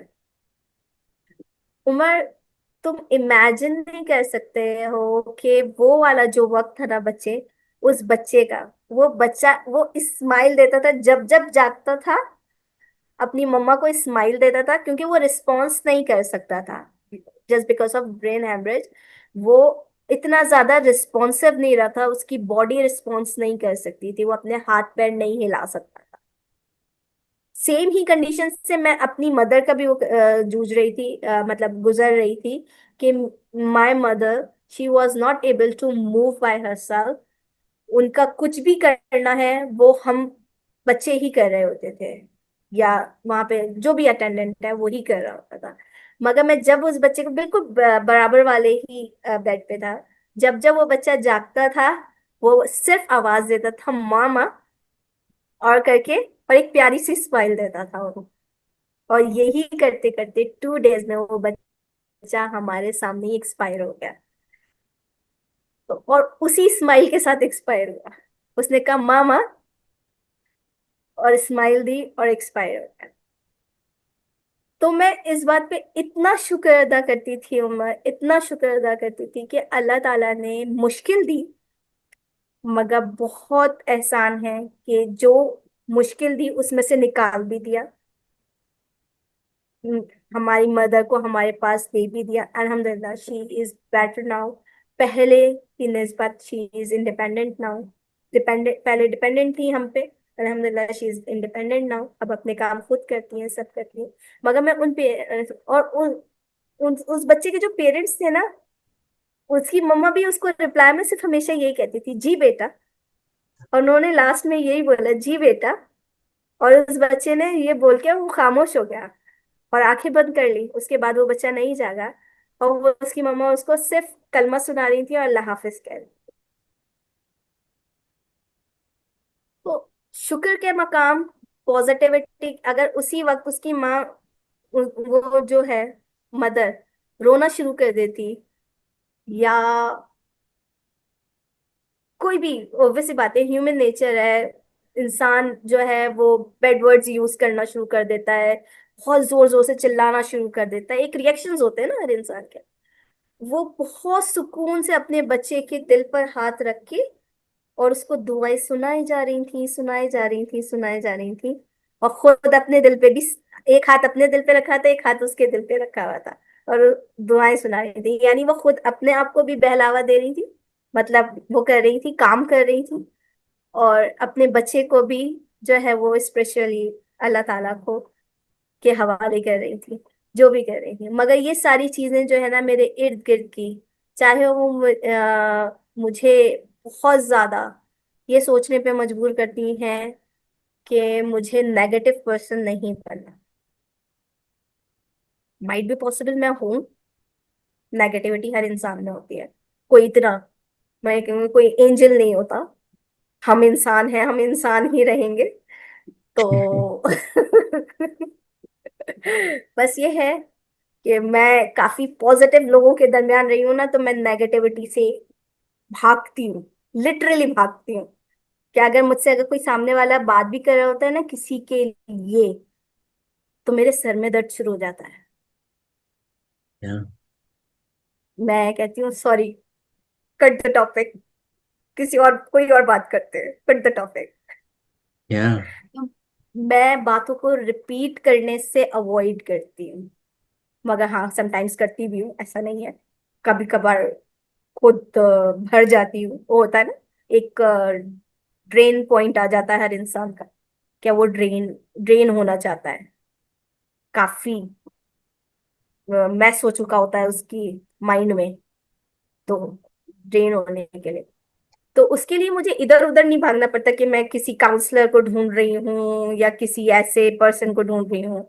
अल्हम्दुलिल्लाह हमारे घर में ही चाहे वो मेरे सिबलिंग्स हो चाहे मेरी फ्रेंड्स हो, सब ऐसे हैं कि मैं उनके सामने वो बोलूंगी, वो भी एक गुड लिसनर की तरह मेरी बात सुन लेंगे, देन बात खत्म। जैसे मैं उनकी एक गुड लिसनर बन के बात सुन लेती हूँ, बात खत्म। या उसके बाद वो बात रिपीट नहीं होती। आपने जो अभी बोला था, मुझे याद आया कि मैं एक जगह पे काम करता था और मुख्तलिफ लोग थे और एक लड़की थी वहाँ। तो मैं उसको पहले भी देख चुका था इससे आते जाते। फिर एक दिन मैं उससे बातें कर रहा था काम करते हुए, और मैंने बस उससे एक सवाल पूछ लिया था मैनेजर्स के बारे में, और बुरे अंदाज से नहीं, लेकिन वो जो कॉन्वर्सेशन था वो हो सकता था कि वो उस तरफ चले जाए। तो उसने मुझे वहीं रोक लिया और उसने बोल दिया कि आम, हमें इसके बारे में नहीं बात करनी चाहिए, दूसरों के बारे में उनके पीछे। तो जब उसने उस लड़की ने मुझे जब ये बोला, तो एकदम से वो मुझे प्यारी लगने लगी, जैसे ब्यूटीफुल वो थी, लेकिन उस वक्त में उस जैसे बात बोली ऐसे कि हमको इसके बारे में नहीं बात करनी चाहिए, फिर पूरा अंदाजा मेरा बदल गया उसके बारे में। तो ऐसी चीजों से फर्क पड़ता है कि आप दुनिया को कैसे देखते हैं, और आप जैसे भाग जाते हैं नेगेटिविटी से, वो फर्क पड़ता है चीजों में। बहुत फर्क पड़ता है ऐसी बातों से। और ऐसे नहीं है, बहुत सारे टॉपिक्स ऐसे होते भी हैं कि इंसान उनके बारे में डिस्कस करना चाहता भी है, मगर उसकी वैल्यूज और उसके कुछ पर्सनालिटी ट्रेट्स उसको आके जो है ना वो रिस्ट्रिक्ट कर रहे होते हैं कि नहीं, वो निकलते निकलते रह जाती हैं कि अभी। और इंसान के लिए ये बेहतर भी चीज होती है। हाँ, वो चीज बेहतर भी है। ज्यादातर। ज्यादातर। ज्यादा बेहतर मुझे होती ये भी पूछना था कि आपके नाम का मतलब क्या है? है। अच्छा, माय फुल नेम इज जिल्ले सबाहत। जिल्ले मीन्स साया, means shadow, and Sabahat means beauty. Hmm. अगर दैट्स मैं वेरी इसको यूनिक नेम।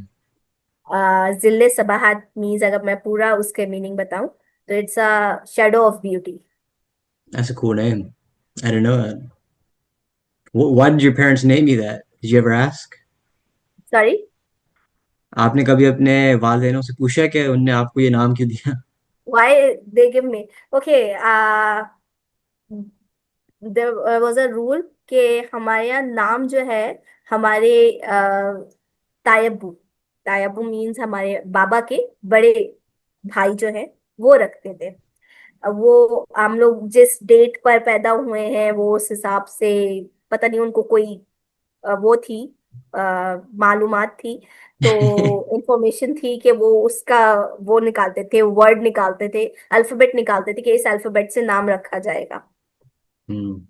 तो वो निकालते थे और वो कुछ नाम निकाल के देते थे, और किस तरह नाम की सीक्वेंस रखी जाएगी, देन वैसे नाम रखे जाते थे। तो हम सारी जो बड़ी बहनें हैं, मतलब ये कि माई young elder sister, then second elder sister, my brother, me and my younger sister, हम सब के नाम काफी होमोफोनिक है। सौलत, मिदहत, सरमद, हालांकि उनके नाम में लास्ट में दाल है, हम सारी बहनों के नाम में ते है। देन सबाहत। देन माय जो यंगर सिस्टर है उसका नाम ते से स्टार्ट है, यानी उसके नाम में आखिर के बजाय शुरू में ते है, तशवीर। तो तायब्बू ने ये बस नाम निकाल के दे दिए थे। अच्छा, सबके नाम के आगे जो सर नेम होता है ना, जैसे फादर नेम होता है ना, आपके नाम के आगे आपके फादर का नेम लगा हुआ, इसी तरह मेरी सारी बहन भाइयों के नाम के आगे father name and sir name, family name जो होता है वो लगा हुआ है, एक्सेप्ट मी। अब एज पर तायब्बू के नामों का पर्सनालिटी पे असर पड़ता है, और नाम जो है वो एक काउंटिंग के साथ रखे, वो उनका कंसेप्ट था कि काउंटिंग के साथ रखे जाते हैं कि वो भारी ना पड़ जाए, वो पहले का कंसेप्ट था। अब ये है हमारे दीन में है या नहीं है, ये इससे मैं इतनी ज्यादा अवेयर नहीं हूँ, तो मैं इसलिए इस पे इतना डिबेट नहीं कर सकती। तो उन्होंने सबके नाम के आगे बाबा का नाम है, बाबा का नाम and sir name, my name is जिल्ले सबा। तो बाबा ने पूछा कि आपने इसका नाम सिर्फ सबाहत क्यों नहीं रखा। तो तायबू ने रिप्लाई किया कि इसके नाम के आगे तुम्हारा नाम सूट नहीं करा, because my father name is Ehfaz. Ehfaz meaning is protector. तो खूबसूरत प्रोटेक्टर यानी beautiful protector is not a meaning, full name. तो उन्होंने कहा कि ऐसा नाम रखो जो बच्ची की पर्सनालिटी पे सूट करे, तो इसलिए उन्होंने मेरे नाम को जिल्ले सबाहत कर दिया। उससे आगे लिटरली आज तक मैंने भी नहीं सोचा इन्होंने मेरा नाम जिल्ले सबाहत क्यों रखा। That's a very interesting story. Yeah, I didn't know that. तो My ये uh, है। my last question to you is, what is your favorite memory that you have with my mom? Your mama, literally मेरे जो बचपन है ना, वो totally आपकी मामा और आपकी नानी अम्मी के साथ गुजरा है। वो इसलिए क्योंकि हम जो है फर्स्ट फ्लोर पे रहते थे, they are living on ground floor. तो हमारे यहाँ जॉइंट फैमिली सिस्टम था। जो फर्स्ट फ्लोर मैं इसलिए बता रही हूँ कि मेरा जो पैटर्नल साइड था वो हम सब एक साथ रहते थे। आपकी मामा से मेरा मिटरनल रिलेशन है, सही। तो बहुत सारे लोग होते थे। तो जब हमारी मामा वो बिजी होती थी वर्क करने के लिए, तो वो हम लोग को ज्यादातर जो है ना नानी अम्मी के पास रहने के लिए भेज दे, मतलब टेक केयर करने के लिए नीचे भेज दिया कर। फिर हम बड़े होना शुरू हुए। तो आपकी मामा का एक बहुत प्यारा अंदाज है कि मामा जो है ना, हम वो भी है, क्या कहना चाहिए, स्ट्रिक्ट भी है और पोलाइट भी है, दोनों तरह की है। अब मुझे नहीं पता वो मामा कैसी है, मगर वो सिस्टर बड़ी प्यारी थी। तो वो स्ट्रिक्ट भी थी और पोलाइट भी थी, कंफर्टेबल भी फील कराती थी।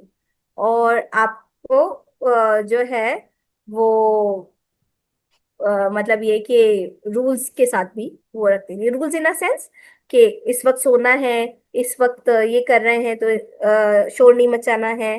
छोटी छोटी सी बात है, मगर इन बातों को वो कभी भी इस तरह नहीं करती थी कि शी इम्पोज ऑन मी। मुझे उनके साथ सोना, उनके साथ उठना बैठना हमेशा अच्छा लगता था।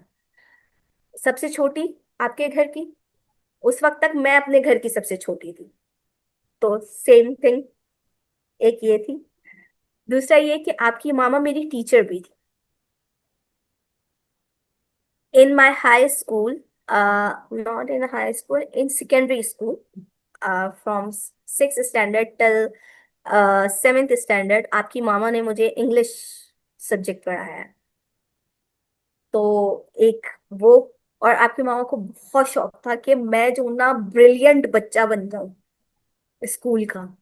तो वो मुझे ना हमेशा शाम के वक्त में कोशिश करती थी कि मैं आके बैठ के पढूं। हालांकि इतना ज्यादा इम्पोज नहीं करती थी वो कि नहीं आपको बैठना ही पढ़ना है, फोर्स भी नहीं करती थी कि आपको नहीं बैठना ही बैठना है, पढ़ना ही पढ़ना है। वो कहती थी बेटा जब इतना पढ़ लो कि तुम्हारे अच्छे ग्रेड्स आ जाए, सही। अर्शी खाला को होता था, अर्शी खाला कहती थी तुम्हारा इतना ब्रिलियंट जहन है, तुम इतनी अच्छी ब्राइट स्टूडेंट हो कि तुम यूं जो है ना फर्स्ट पोजीशन सेकंड पोजीशन। मगर मैं I am not interested in education so much. मुझे ना पढ़ाई इस तरह करनी होती थी कि देन आई गेट कि मैंने पढ़ाई कर ली है 1 to 2 hours, then I will give my examination and I got 80%, 90% grades in my classes. बस मेरे लिए वो काफी था, मुझे पोजीशन नहीं चाहिए होती थी कि I got first position, second position, third position. आ गई तो आ गई, नहीं आई तो नहीं आई। तो आपकी मामा का सबसे बेस्ट पार्ट ये होता था कि वो मुझे लेवरेज देती थी कि अच्छा तुम्हें पढ़ना है इतनी देर पढ़ लो फिर छोड़ दो। अच्छा कहीं जाना होता था तो मैं बिग सिस्टर होती थी, सबाहत के साथ जाएंगी वो। तो वो मुझे फील कराती थी कि मैं बड़ी हूँ। वो मामा का सबसे बेस्ट पार्ट होता था।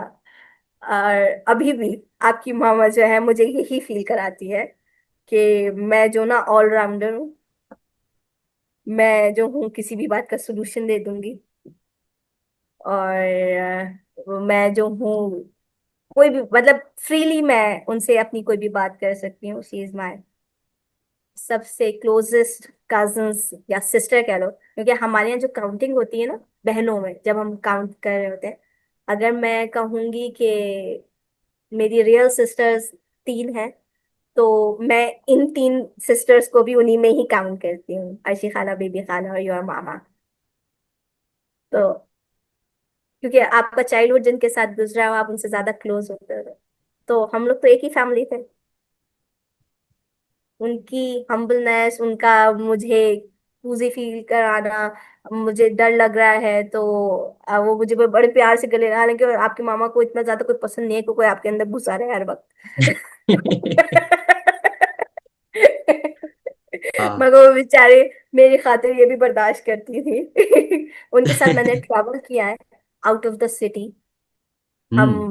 बेटी खाला के यहाँ जो है वो रहीमिया खान या खैरपुर जाते थे, तो उनके साथ मैंने ट्रैवल किया। तो मेरा experience, first experience without parents hmm. In my consciousness, कहूँगी कि कॉन्शियस माइंड के बड़े होने पे, तो उन्हीं के साथ मैंने ट्रैवल किया है। हाँ। तो वो वो वाली चीजें मेरे लिए बेस्ट पार्ट होती थी कि मैं उन्हें प्यार से तो बोलती हूँ। तो वो मेरे लिए बेस्ट पार्ट होती थी कि मैंने तो के साथ जो टाइम गुजारा है वो बहुत अच्छा गुजारा है। इवन के मैं आपकी मदर को जाने मैं वो मेरी बहुत ज्यादा क्लोज थी, मैं उनके बहुत ज्यादा क्लोज थी।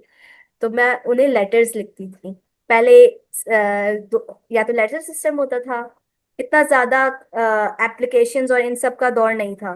जब आपकी मामा की शादी हुई थी और वो अमेरिका गई थी, तो मैं उन्हें लेटर्स लिखती थी, और वो मेरे ऐसे, मतलब वो भी सी बात है, मैं छोटी सी थी, मगर जो भी लेटर लिखती हूँ उसका वो जवाब देती थी। और वो कहती थी मैं तुम्हारे लेटर्स का इंतजार करती हूँ, तुम मुझे लेटर्स भेजा करो। तो जब आपको कोई इतना प्यार करता है, तो आपको ऑब्वियस सी बात है, वो इत, आप उसके इतने ज्यादा क्लोज होते हो, और आप उससे उतनी मोहब्बत करते हो जितनी मोहब्बत वो आपको देता है। तो आपकी मम्मा का बेस्ट पार्ट यही है कि वो प्यार देती भी हैं और प्यार लेती भी हैं। या ये तो नाम आपने रखा था, ये कहाँ से आया था? तो नाम आया है सरोज से। सरोज कहते थे तो खाला, वो हम्म। उन्होंने सिफत के बजाय तो कर दिया था। तो वो फिर हम सभी ने उसको एक्सेप्ट कर लिया और तो कहना शुरू कर दिया। वाह, दैट्स गुड टू नो। और वो आज तक चल रहा है। हालांकि हम लोग जी। कोशिश करते हैं कि बेचारी उनका माशाल्लाह बहुत अच्छा सा नाम है, उनको उनके नाम से ही पुकारे, मगर बस वो निकल ही जाता है मुंह से, हम तो ही कह देते हैं। थैंक यू कि आप यहाँ थी। ये कॉन्वर्सेशन में बड़ा मजा आया, काफी कुछ सीखा मैंने। Do you have any closing thoughts? कुछ आपको जो कहना था लेकिन आप कह नहीं पाए, कुछ आपको जो शायद बताना था, जो आपके दिमाग से निकल गया? नहीं, थैंक यू सो मच कि आपने जो है मुझे इस काबिल समझा कि मैं आप मुझसे ये डिस्कशन करो। और ये फैक्ट है कि ये मेरा और आपका फर्स्ट इंटरेक्शन है इस हद तक बात करने का। वरना हम, ओबवियस सी बात है, इतना ज्यादा हम लोग की मुलाकात नहीं है, मगर मैंने एक चीज नोट की कि काफी हद तक की जो मेरी पर्सनालिटी का हिस्सा है वो मैंने आप में फील किया है, कि आप भी दूसरों को सुनना पसंद करते हैं। मगर आज मैं बोलने वाली थी और आप सुनने वाले थे। हाँ नहीं, I am a speaker and you are a listener, मगर you are a good listener. Thank you मेरी इतनी सारी बातें सुनने के लिए। और नहीं, मैंने काफी हद तक बातें जो मैं कहना चाहती थी, जो आपके सवालात थे, मैंने कहा है। बस आखिर में ये कहना चाहूंगी कि जो आप लोगों की जनरेशन है ना, वो वाकई बहुत पॉजिटिव है। वो हम लोग काफी जो है ना रिस्ट्रिक्टेड उसमें रहे, पॉजिटिव थे मगर रिस्ट्रिक्टेड रहे। आप लोगों को काफी फ्रीडम हासिल है, फ्रीडम इन अ सेंस, मैं इन्वायरमेंटल फ्रीडम की बात कर रही हूँ। और आप लोग उसके अंदर पॉजिटिव रह रहे हो, ये बहुत बड़ी बात है।